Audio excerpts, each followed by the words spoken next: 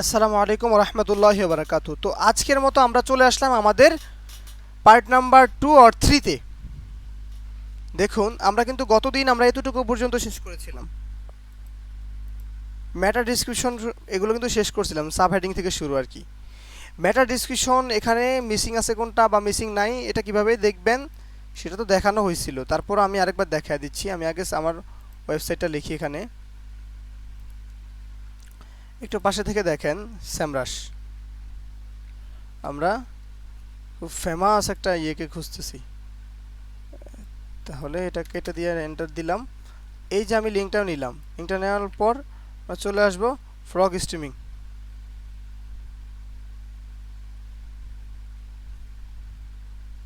Streaming ফ্রগে চলে আসবো আমরা। আসার পর আমাদের কাজ হচ্ছে আমরা এখানে আমাদের লিঙ্কটা দিয়ে দিব। দেওয়ার পরে যে স্টার্টে ক্লিক করব, স্টার্টে ক্লিক করার পর যা হচ্ছে হইতে দিন। হইতে দেওয়ার পর এবার এদিকে আমারটা একটু বোঝার চেষ্টা করেন। ওকে, এইবার দেখুন এখানে কি আছে। এই যে মেটা কিওয়ার্ড আছে, মেটা ডেসক্রিপশন আছে, তাই না? এই যে মেটা ডেসক্রিপশন এখানে দেখছেন মিসিং কতটা 6টা মিসিং। কয়টা মিসিং এখানে লেখা আছে দেখছেন ডান পাশে। মেটা ডেসক্রিপশনে কয়টা মিসিং?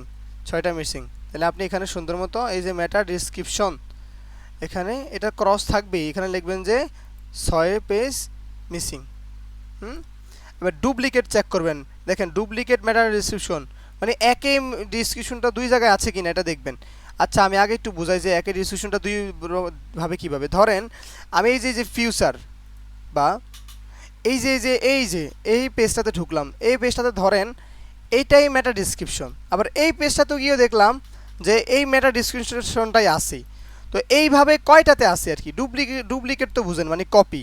মোট কথা একটা মেটা ডিসক্রিপশনকে তারা কয়টা জায়গায় ব্যবহার করছে এটা জানার জন্য এই যে এদিকে ফলো করতে হবে। দেখুন এই যে দেখছেন ডুপ্লিকেট কতটা? 11টা। কতটা? 11টা। বুঝে আসছে তো? এখানে 11টা লিখে দিবেন। এবার তারপর হেডিং সাব হেডিং, এটা কিন্তু আমি অনেক আগে বুঝাইছি যে এটা এইভাবেই দিয়ে রাখবেন।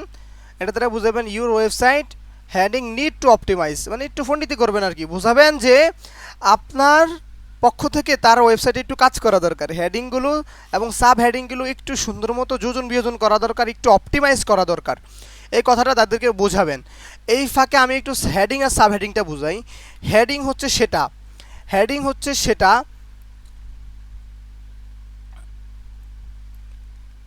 হেডিং ধরেন আমরা একটা পেজ বানাবো না, পেজের উপরে যেটা থাকে এটা মনে হয় হেডিং থাকে।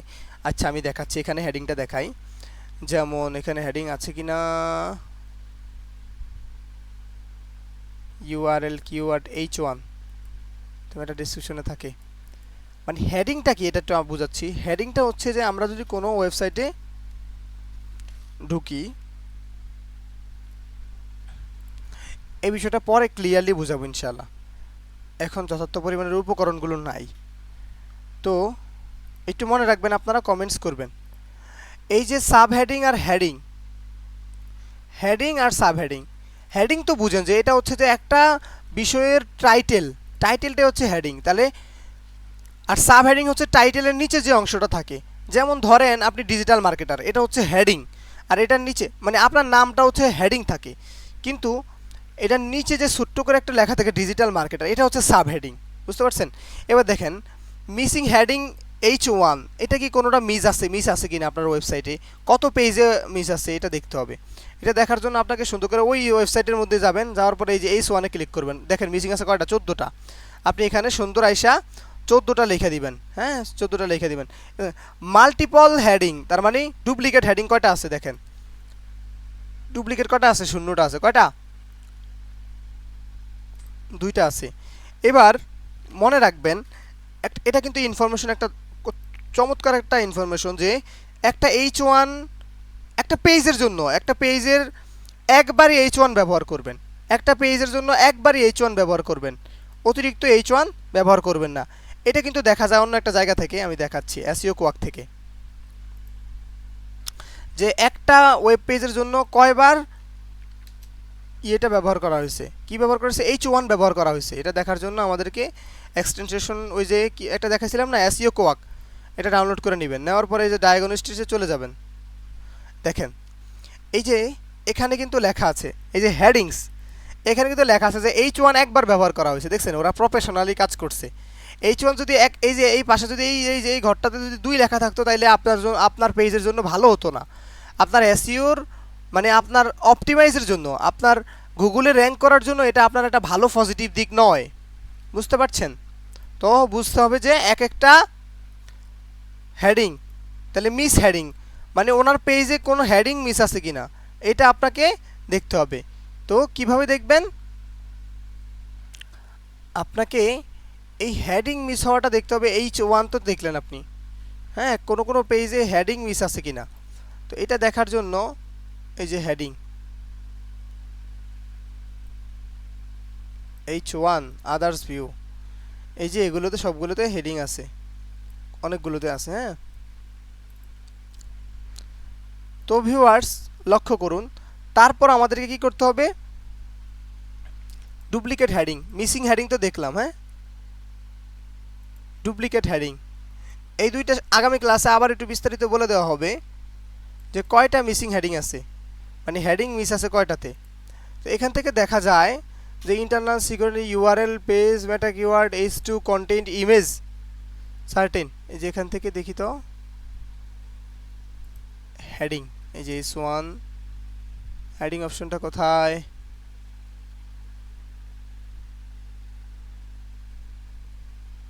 H1 H2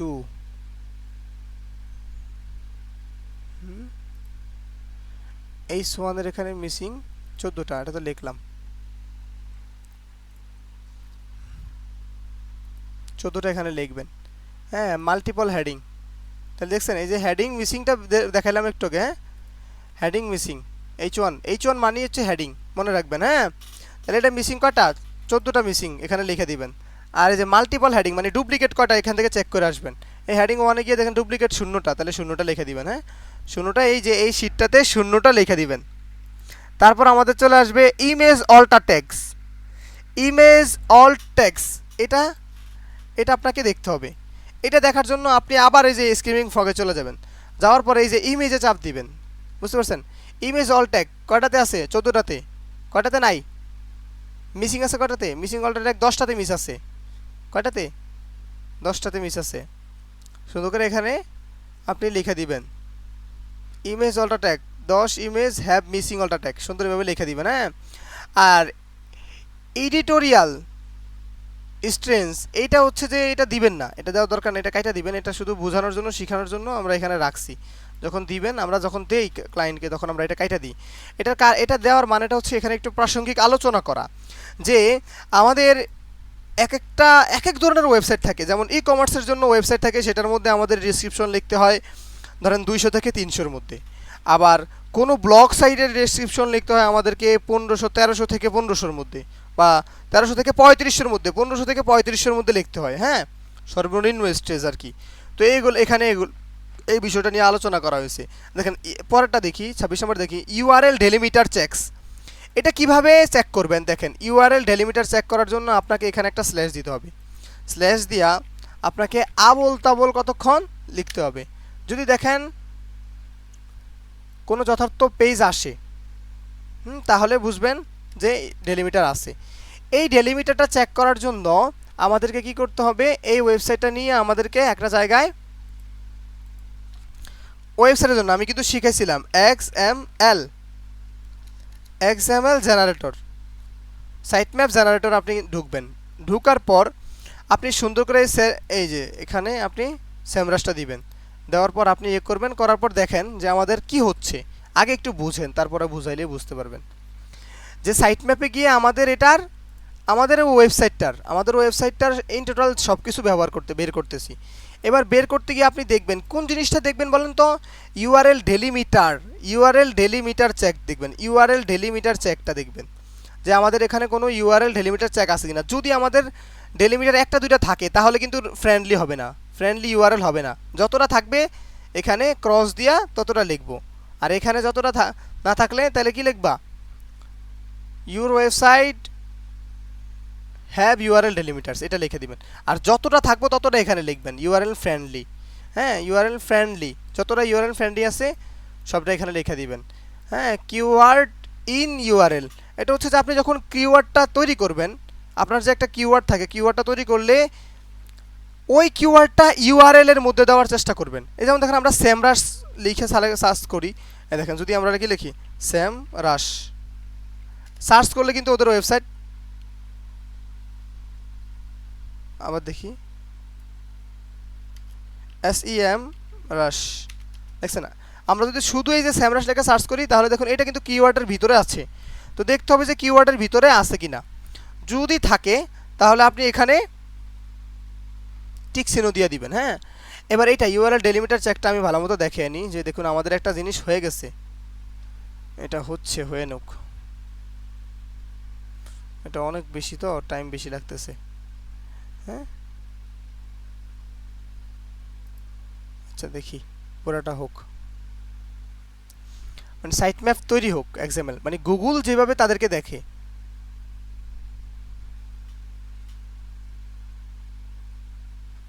এটা আপাতত হইতে থাকুক, আমরা পরবর্তীগুলো দেখাইতে থাকি। তারপর দেখুন ইউজ শর্ট ইউআরএল, এখন এখানে সবচেয়ে বেশি শর্ট ইউআরএলস গুলো ব্যবহার করার চেষ্টা করতে হবে। যদি বলেন যে লং টেইল, লং টেইল মানে বুঝেন যে অনেকগুলো, যেমন best digital marketing agency in Bangladesh, এটা কিন্তু long tail keyword. Long tail keyword ভালো, কিন্তু আমি বলবো যে আপনাকে শর্ট ইউআরএল ব্যবহার করতে হবে, এটা ভালো। আর এটা আপনাকে দেওয়া লাগবে না, বুঝতে পারছেন? অ্যাবসোলুট বিএস রিলেটিভ ইউআরএলস, হ্যাঁ এটা দেওয়া লাগবে না, এটা বোঝানোর জন্য একটু বলে দেই। যদি আপনার ইউআরএলগুলো ওই যে এটার মতো হয় আর কি, এই যে এটার মতো কিওয়ার্ড ইন ইউআরএল যদি হয় তাহলে আপনি বলবেন যে অ্যাবসোলিউট হয়ে গেছে। আর যদি অ্যাবসোলিউট না হয়, যদি অন্য ধরনের হয়, কথা বুঝতে পারছেন, আপনি তো এখানে লিখবেন যে কিওয়ার্ড ইন ইউআরএল, যদি হয় তাহলে টিক চিহ্ন দিবেন, যদি না হয় তাহলে এখানে ক্রস দিয়ে দিবেন। বুঝতে পারছেন? সহজটা বুঝেন। যদি ক্লিয়ার হয় তাহলে এখানে টিক চিহ্ন দিবেন, আর যদি সমস্যা থাকে তাহলে এখানে ক্রস দিয়ে দিবেন। তো সমস্যা এখানে বেশি একটা নাই, তবে আছে রিলেভেন্ট ইউআরএল দুই একটা সমস্যা আছে, এই জন্য এটা এখানে দেওয়া হয়েছে। তারপর দেখেন এটা আর এই দুইটা ক্লাস পরবর্তীতে দেখানো হবে। এখন আজকে আমরা ব্রোকেন লিঙ্কটা দেখাই আর ইমেজ ব্রোকটা দেখাই। যেমন ধরেন আমরা যদি কোনো ওয়েবসাইটে আমরা ইমেজ দেই, তাহলে ওই ইমেজটা কি ভেঙে গেল কিনা বা ডিলিট করে ফেললো কিনা, কোনোভাবে হয়েছে কিনা, এই ইমেজ ব্রোক আর লিঙ্ক ব্রোক এই দুইটা দেখা যায় আমাদের স্ক্রিমিং ফ্রগ থেকে। দেখুন আমরা চলে যাব আমাদের ইমেজে। হ্যাঁ, ইমেজে চলে যাওয়ার পর আমাদেরকে কি করতে হবে, এই যে ইমেজ ব্যাকগ্রাউন্ড ইমেজ ব্রকে চলে যেতে হবে।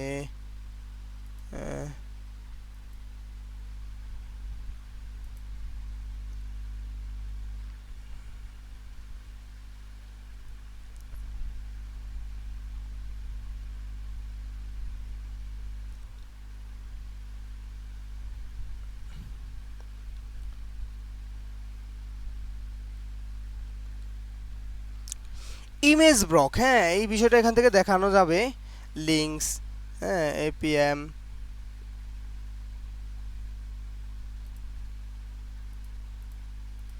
সুন্দর করে এখানে চলে আসলাম। হ্যাঁ, ইমেজ ব্লক, এই যে ইমেজে চাপ দিলাম অল, এই অলে চাপ দেওয়ার পর আপনি ইমেজ ব্লকটা দেখবেন কিভাবে আমি বলি। যেমন দেখুন এই যে কন্টেন্ট টাইপ এখানে লেখা আছে না, আপনি এইদিকে দেখবেন যে যেটা জেপিজি আছে,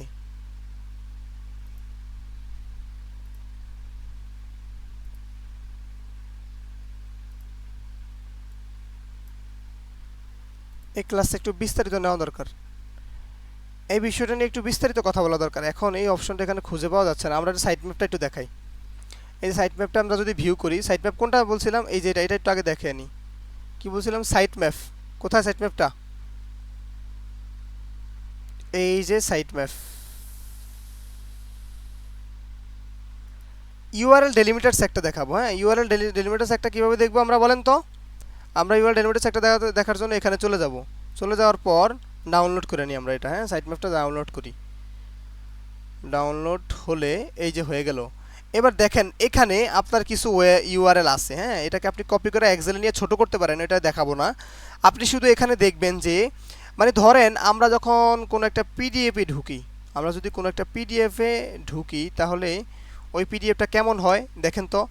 এই যে পিডিএফটা যাতে ঢুকলাম, ঢোকার পর দেখেন তো এখানে এই যে কতগুলা হিবিজিবি ইউআরএল না, এটা কতগুলা হিবিজিবি ইউআরএল না। এইরকম যদি কোনো ওই ইউআরএল থাকে তাহলে আপনি ডেলিমিটার চেকে ওখানে অসুবিধা দেখাবেন। তাহলে আমরা এটা বের করলাম না, একটু আগে বের করে কোথায় চালু করলে ওপেন করলাম, এই যে দেখুন এখানে দেখেন এই যে মোটামুটি এটা স্বাভাবিক, এগুলো স্বাভাবিক, এই যে এগুলো স্বাভাবিক। দেখেন এই যে নিউজ, মোটামুটি ক্যাটাগরি সাব ক্যাটাগরি আছে, কিন্তু আবল তাবল কোনো কিছু লেখা নাই। এই যে এইটাতে দেখা যায় আবল তাবল কিছু একটা লেখা আছে, লেয়ার ওভারভিউ, এই যে এগুলো আবল তাবল দেখা যাচ্ছে, দেখছেন এই যে এগুলো আবল তাবল দেখা যাচ্ছে, তার মানে আছে একটা ডেলিমিটার্স আছে। তো এইভাবে চেক করবেন, হ্যাঁ ডেলিমিটার্স যতগুলো হয় আপনি এখানে সুন্দর মতো আইসা লিখে দিবেন। যদি থাকে তাহলে লিখবেন যে ইউর ওয়েবসাইট 10 ইউআরএল ডেলিমিটার্স, এটা সুন্দর মতো আপনি লিখে দিবেন। আজকে মোটামুটি এতটুকুই হোক, আমার একটু রেডি হতে হবে, তার পরবর্তীতে মিসিং টিসিং নিয়ে সব কিছু নিয়ে ক্লাস দেখিয়ে দেবো ইনশাল্লাহ। আসসালামু আলাইকুম।